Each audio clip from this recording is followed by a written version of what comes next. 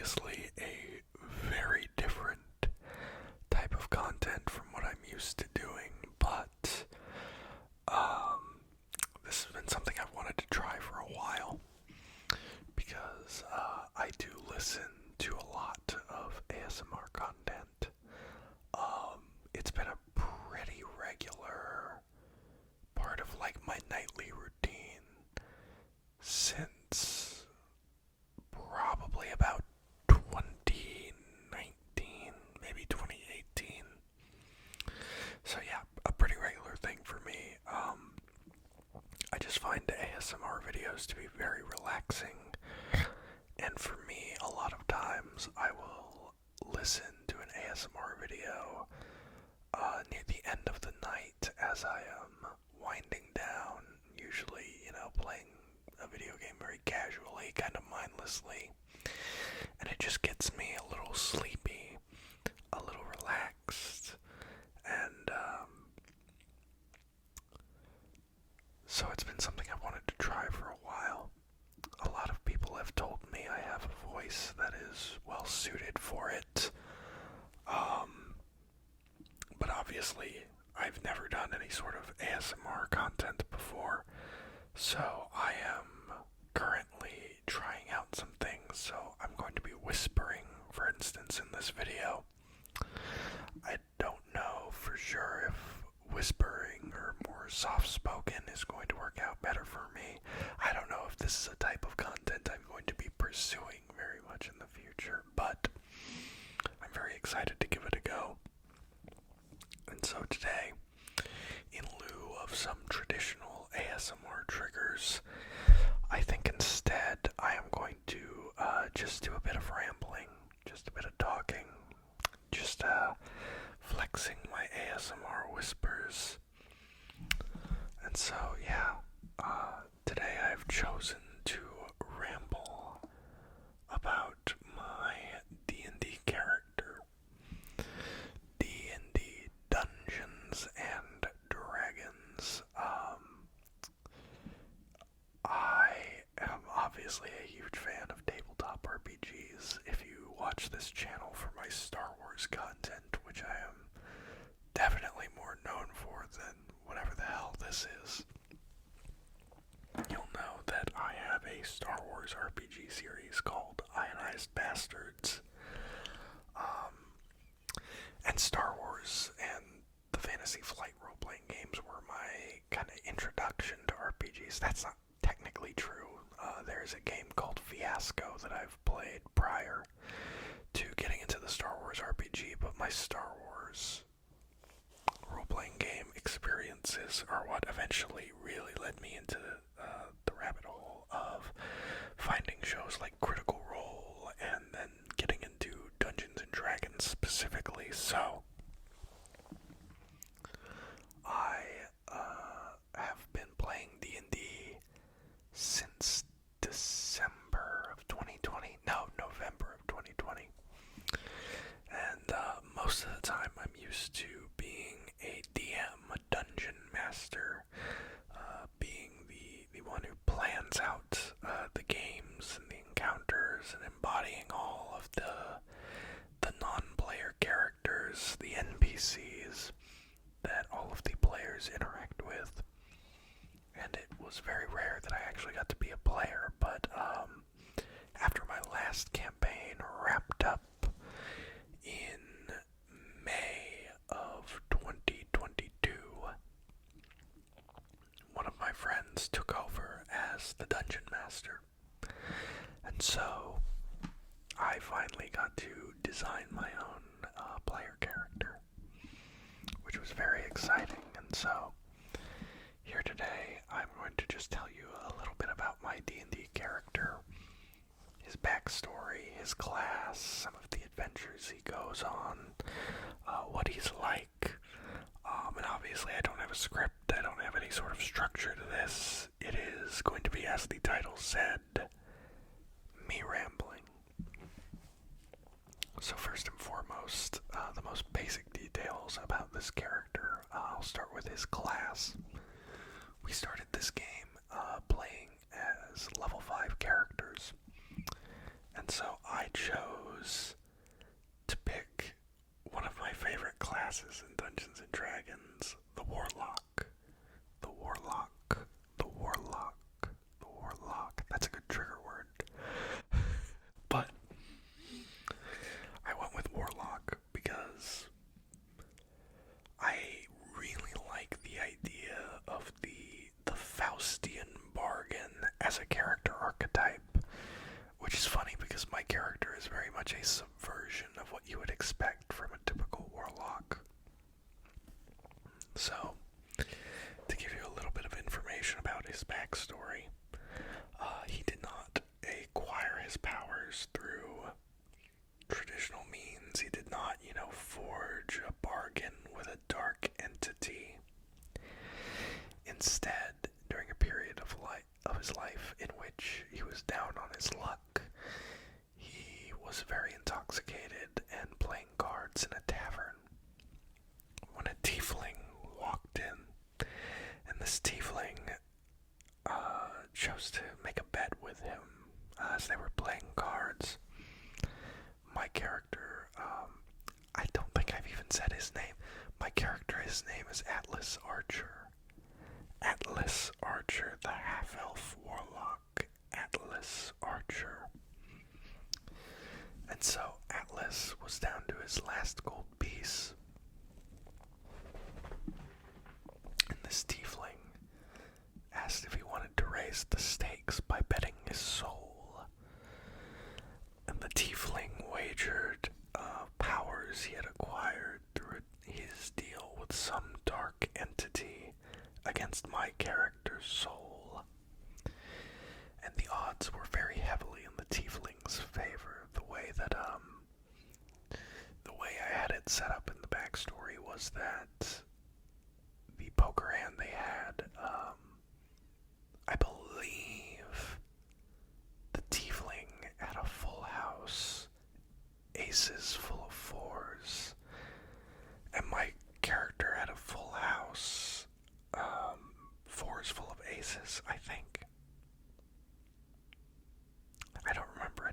I'd have to consult my backstory document if I even specified it there, but point is, I had a good hand, the tiefling had a better one, and Atlas was so down on his luck at that point that he figured he may as well take the bet, because even if he loses, at least it would bring an end to his suffering, which is a very dark sentiment, but luckily, like I said, that's the lowest point of his backstory, because as it turns out, the last card to come up was a 4, and so Atlas won with 4 of a kind, beating a full house.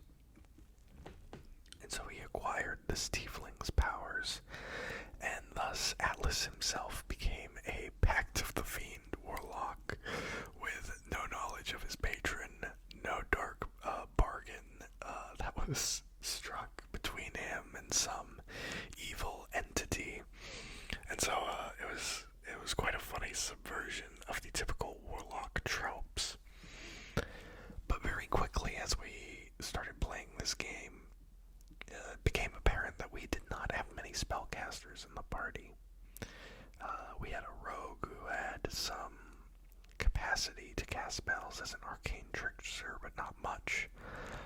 And we had a druid who, of course, is a very, very talented spellcaster. But otherwise, we had a bard too, but our bard was very selfish with his spell usage, which is not a knock on that player. It's just the way he played his character, which his character's an absolute delight, and I could ramble about that forever, but the point is, I quickly became to realize that my 2 spell slots were getting stretched thin a lot of times. There was a lot of times where I wish I had more, and just because of the way we run our games and our encounters, we really don't get short rests very often, which is fine, it just makes it much harder when you're playing a warlock to really maintain effectiveness given how few spell slots you have. So when we leveled up to 6th level, I decided that I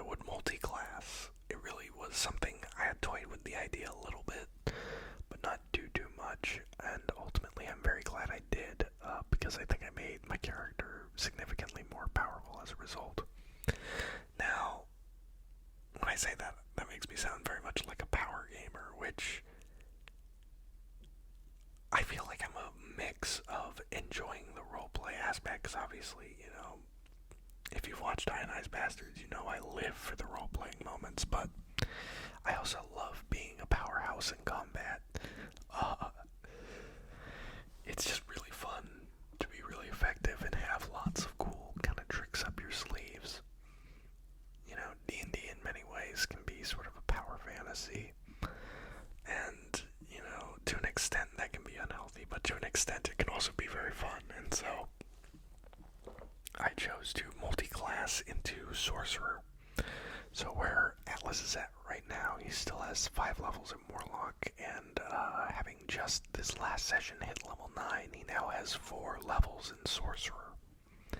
And Atlas, his Sorcerer subclass is the Divine Soul Sorcerer.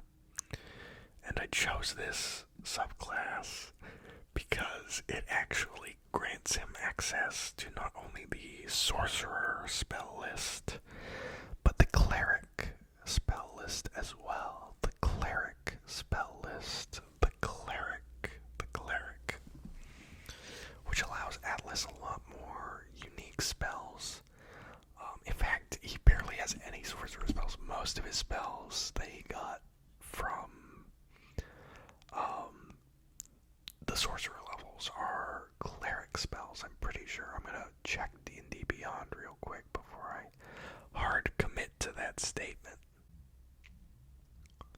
Let's see, the spells that Atlas knows because of his Sorcerer levels are Guidance, Gust, Mending, Spare the Dying, Thaumaturgy. That spell is so hard to say, and I never get it right, and I always feel like I'm saying it wrong. Guiding Bolt, Healing Word, Shield, which I love Shield. It's such a good spell. I love it, and it's very useful. It's a very useful use of my first level spell slots, especially being able to trade sorcery points for them. Hold Person and Spiritual Weapon. So I think the only ones of those cantrips, I'm not exactly sure, but I know for sure with the leveled spells, Shield and Hold Person are both sorcerer spells, but Guiding Bolt, Healing Word, and Spiritual Weapon are all cleric spells. And then, of course, the Warlock spells. While I'm just listing spells my character knows,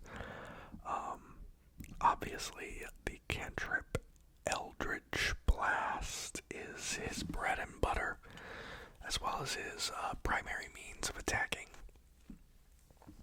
Mage Hand, Prestidigitation,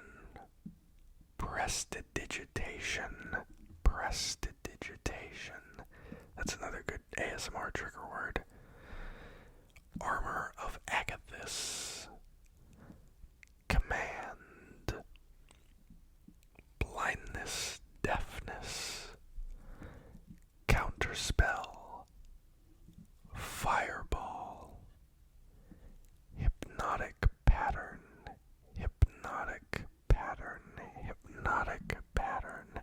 I feel like you could probably do an ASMR trigger word video with just D&D spells. That might be a fun experiment to try sometime. Assuming I actually post this and don't just discard it all in shame. But yeah, those are Atlas's spells.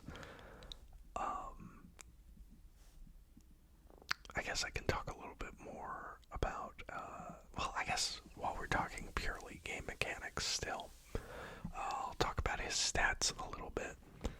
Atlas has 3 good stats, and the other 3 aren't that great, but it doesn't matter. Atlas has a 20 in Charisma, which is obviously his primary stat, being a Warlock and a Sorcerer. And so, now with his +4 proficiency bonus, +9 to skills such as performance, persuasion, deception, and intimidation. In any sort of RPG I play, I tend to create very charismatic characters, not in the sense that they're always likable, but in the sense that they can talk their way out of just about any situation. And then his next two important stats are dexterity and constitution, which after an ability score improvement at level 4, each became an 18. So he has a +4 modifier to constitution and dexterity. Dexterity being important because it means he has a slightly better armor class. Because of one of his warlock invocations, he can cast mage armor at will. And so his armor class is pretty much always resting at a 17, because Atlas has a habit just every couple hours of just re-upping that mage armor just because he can. And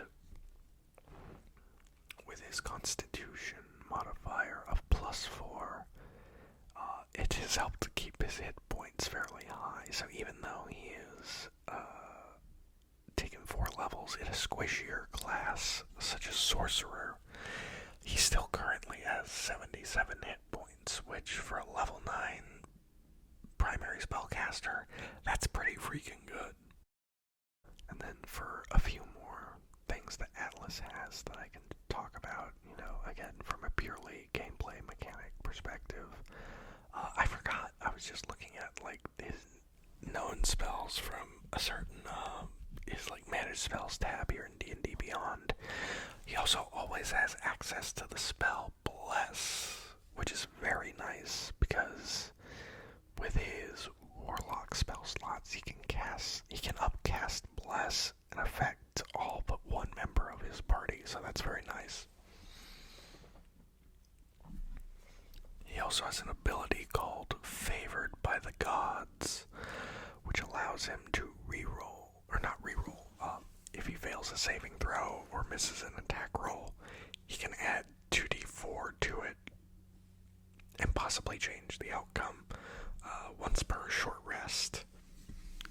And then, of course, as a sorcerer, he has sorcery points, which grants him access to meta magic. And at this most recent level up, he actually took a feat known as Metamagic Adept to get 2 more metamagics. And these 4 metamagics that he has access to allows him to alter his spells. So for example, he has one that's called Subtle Spell. And so if he spends 1 sorcery point when he casts a spell, he can cast it without any somatic or verbal components, which means there's essentially no indication that he is casting a spell, thus making it a subtle spell. And I've got a trick with this one that I'm holding in reserve if we ever go up against a powerful spellcaster and I need to cast a vitally important spell. If I can do it with Subtle Spell, it is not possible for an opponent to counterspell it, because to counterspell a spell, you have to see that person casting the spell, and without any somatic or verbal components, there would be no indication that I am casting a spell. So that's a little pro tip if you ever play a sorcerer. His next metamagic is called Quicken Spell. Quicken Spell, which allows him to spend 2 sorcery points to cast a spell that's normally an action as a bonus action, which essentially this just doubles the amount of Eldritch Blasts I can throw per turn, or it allows me to throw up a Bless and then an Eldritch Blast. It basically allows me to do a normal spell and also an Eldritch Blast within a single turn, so that I can be both support and a blaster caster as needed. next meta magic he got from his feat was Heightened Spell, which allows him to spend 3 sorcery points to impose disadvantage on a target when it's making its saving throw against the spell, which can be very useful for many save or suck spells. And finally, that was really like the third one I wanted, so the fourth one wasn't as important, but this one was still pretty cool and could be useful from time to time. I got a Transmuted Spell, and Transmuted Spell allows me to spend 1 sorcery point to change the damage type on the spell, essentially. So if I'm casting a fireball, for instance, instead of fire damage, I could spend a sorcery point to make it lightning damage, or cold damage, or acid damage, something like that. Which again, it's got its niche uses, but mostly I just wanted Heightened Spell, and I already had Subtle Spell and Quicken Spell, which are also very, very useful. And as for his Warlock abilities,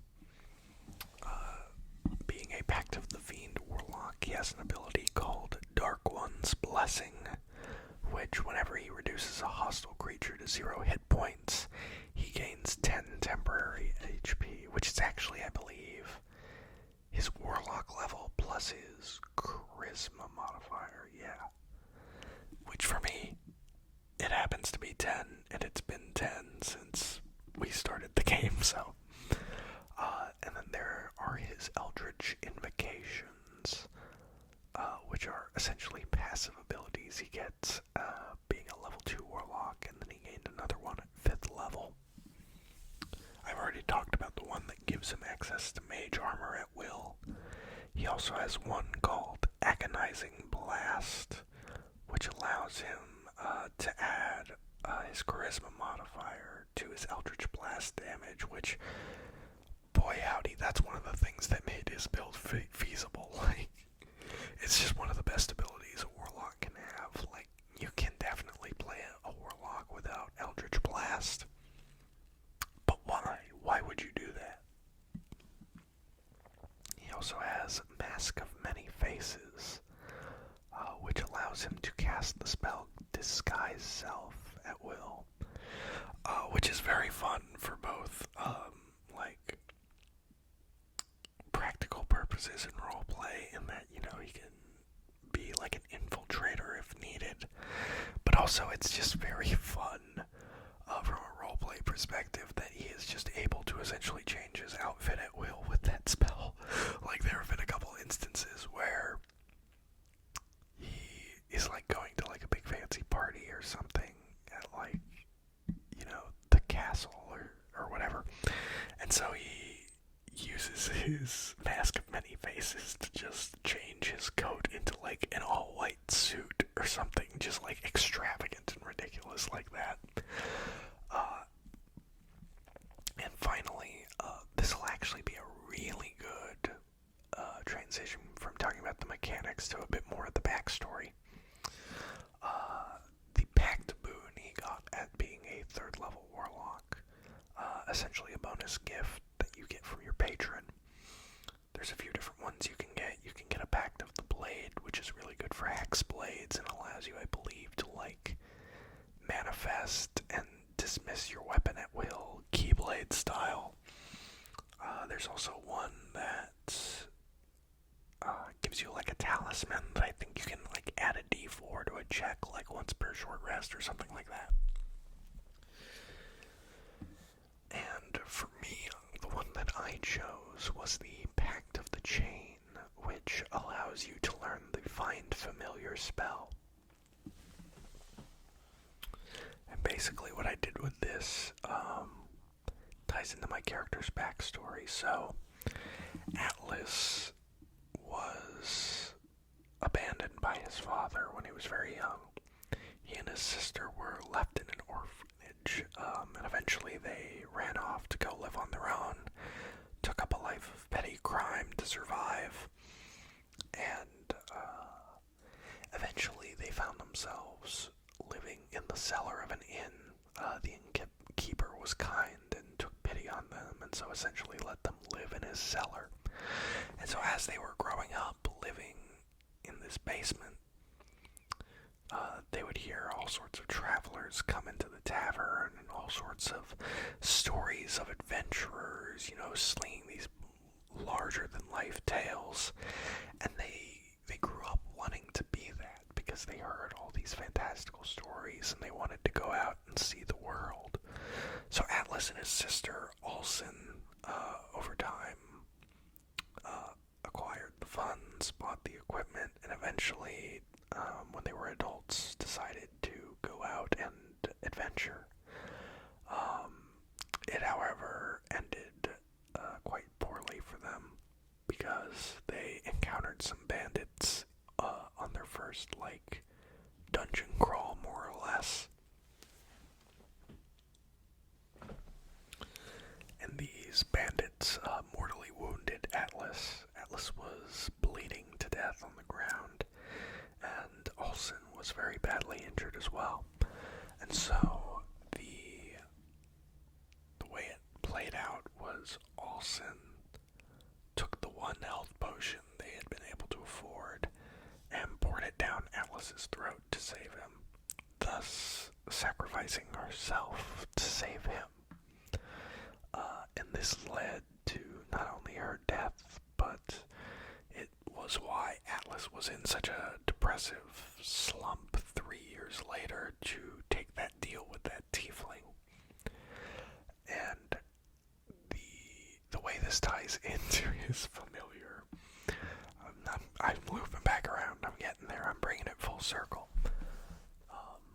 And so to bring it full circle with what I was saying about his familiar, Atlas modified the ritual because he and his sister were so close in life. Her spirit, her soul, was still very closely tethered to his, and so he summoned a familiar as an empty vessel and put his sister's spirit within it so that they could still adventure together as they had always wanted. And so Atlas summoned a familiar that was a raven with his sister's soul inside of it. And so it's still very much his sister. Still gives him a hard time about a lot of things. And the two of them are still very close, despite the obvious, communication issues, because she is a bird and cannot speak English. But still, it's created a very fun dynamic and some interesting intrigue about Atlas Archer. And obviously you can see from the thumbnail of the video that Atlas is a very just extravagant person, very flamboyant in a lot of ways, but actually asexual. Again, he's a man of many contradictions, and I love him. He's been an absolute joy to play. And yeah, that's more or less the gist of Atlas Archer. I hope that you enjoyed me rambling endlessly about my Dungeons and Dragons character. Let me know if you found it relaxing and soothing, and if you might want to hear me make more ASMR content in the future. I don't know if this is going to be something I pursue, but I would, if it goes well and people enjoy it, who knows, maybe this will be a little YouTube side thing for me. Obviously, I think my main bread and butter is going to remain Star Wars content here on the channel, but if people are receptive to this, then I'll gladly make more, because I know I personally very much enjoy ASMR. I find it very relaxing, and it helps me sleep at night, so hopefully I can give back to the world in some small way, and people is you can follow me on Twitter at Local First Order, and you can obviously subscribe here on the All Remaining Systems YouTube channel. So, thank you so much for watching and listening, and I hope you have a relaxing evening. Good night, princess.